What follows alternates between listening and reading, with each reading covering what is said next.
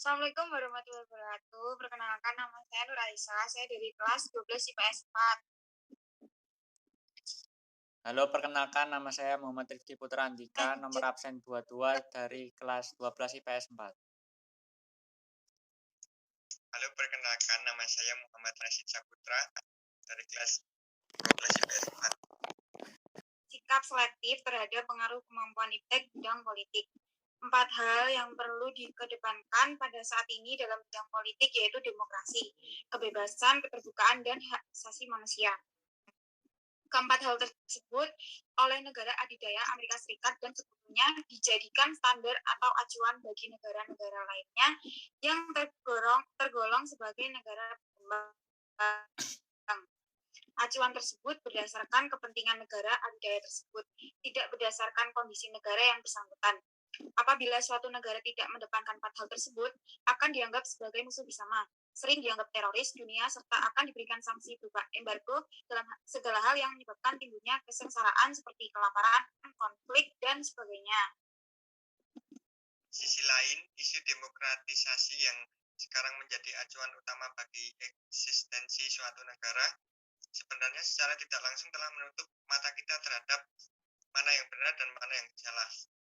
Segala sesuatu peristiwa selalu dikaitkan dengan demokratisasi, akan tetapi demokratisasi yang diusung adalah demokrasi yang dikehendaki oleh negara-negara adidaya yang digunakan untuk menekan bahkan menyerang negara-negara berkembang yang bukan sekutunya.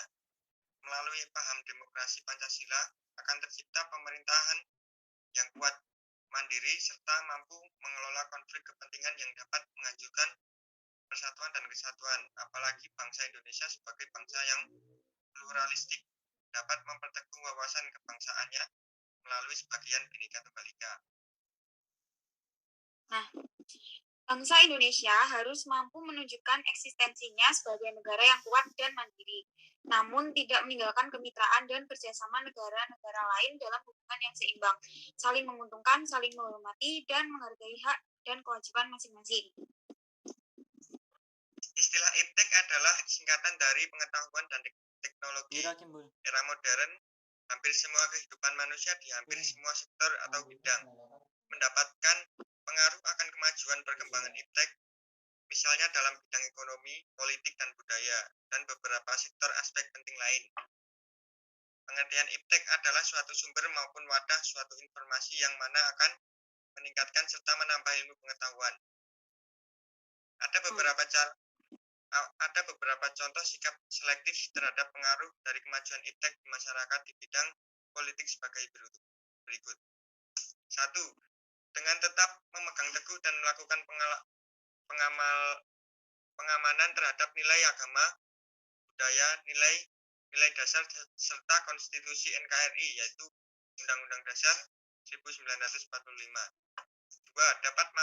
Dapat mampu melakukan penyaringan akan pengaruh iptek dengan nilai-nilai Pancasila UUD 1945 dalam agama, budaya, di kehidupan lingkungan sehari-hari masyarakat.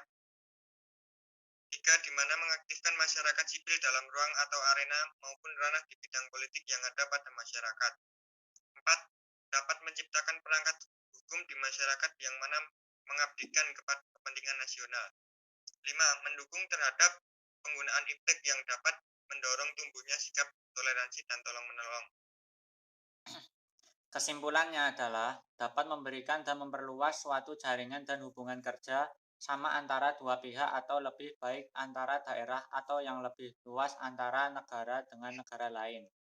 Dapat memberikan dan memperluas suatu jaringan dan hubungan kerjasama antara dua pihak atau lebih baik antara daerah atau yang lebih luas antara negara dengan negara lainnya. Adanya keterbukaan antara masyarakat untuk mencegah korupsi, kolusi, dan nepotisme.